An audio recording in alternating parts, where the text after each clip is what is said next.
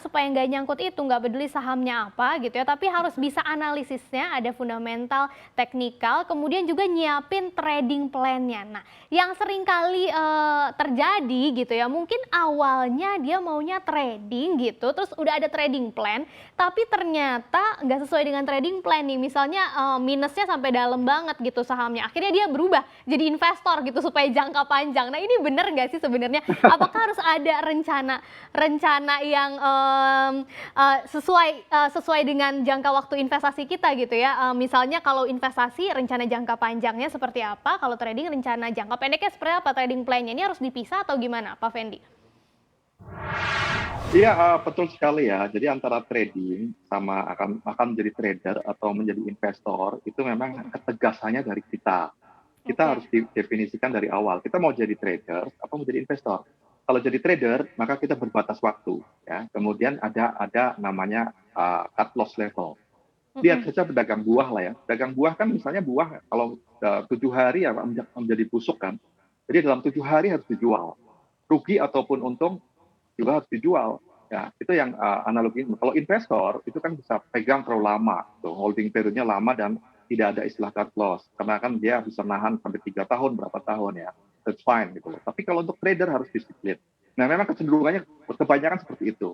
Ketika dari awal trading plan-nya saya mau trading saja, tapi Mhm. ketika kemudian posisi rugi tidak mau cut loss, akhirnya disimpan terlalu lama dan itu menjadi duri dalam daging yang juga akan bahaya sekali, akan mengganggu Mhm. mental trading kita. Ya artinya mungkin kehilangan uang itu uang bisa kita cari dengan masuk ke saham yang lain. Tapi kalau mental kita sudah mulai terganggu dengan maksudnya itu trading mentality-nya kita itu menjadi seperti itu, maka kita tidak akan pernah bisa melakukan cut loss dan tidak bisa nyaman untuk bisa melakukan trading yang lainnya ya. Karena Mhm. Mhm. pasti kapital kita akan tertanam terlalu lama di situ, tidak berputar. Itu yang pertama. Jadi Oke. trading plan itu maksudnya adalah kalau kita sebagai seorang trader, maka kita harus ada menggunakan istilah cut loss. Kita harus tegas, eksekusi Sip. kita harus tegas. Yang namanya kerugian 5%, 3% itu harus dijalankan sesuai dengan appetite kita masing-masing.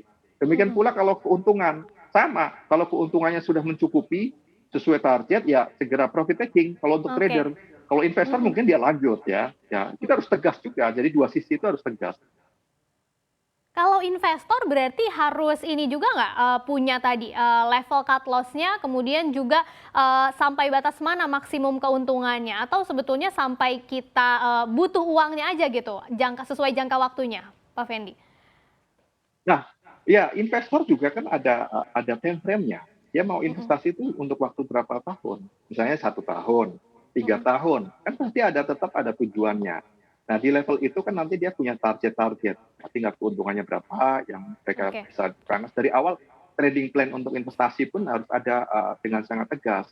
Jadi Mhm. total damage-nya berapa? Kalau terjadi pembalikan arah yang kemudian tidak sesuai dengan ekspektasi ya, ternyata Mhm. yang tadinya fundamentalnya bagus ternyata nggak jadi, sehingga kita revisi, oh kayaknya tidak akan sebagus itu ya. Ya mungkin di situ ada level yang namanya total damage, kita pangkas juga kerugian. Di mana-mana yang namanya investasi, mau trader, itu kan ada potensi rugi. Cuma maksudnya Iya, ini lebih longgar waktunya, ya kan? benar. Tidak misalnya adalah trader kan hanya beberapa waktu ya. Ini bisa Mhm. lama, bisa setahun, 2 tahun. Jadi masih menunggu kesempatan bisa dia pulih kembali. Jadi artinya untuk Mhm. Mhm. investor mungkin agak nyaman dalam Iya. situasi COVID kayak gini, penurunan yang dalam ini tidak terlalu terlalu sensitif buat dia. Karena mungkin dia oke lah 2022, 2003 ada potensi untuk naik. Tapi untuk trader nggak bisa begitu. Ketika Mhm. turun 30% ya akhirnya bahaya sekali. Jadi kalau bayangkan kalau kita sudah sangat tegas dengan cut loss, 5% kita pangkas. Ya kita bisa melihat bisa ada opportunity kalau dia berada di bawah misalnya minusnya 30%. Bisa ambil lagi, Oke. bisa consider untuk melakukan pembelian lagi, kurang lebih Jadi seperti itu. harus disiplin dengan trading plan yang sudah dibuat, termasuk juga buat investor juga harus tetap buat rencananya gitu ya dalam jangka waktu berapa, harus memenuhi target kenaikannya berapa, kemudian kalaupun nanti turun, kapan harus average down gitu ya. Nah,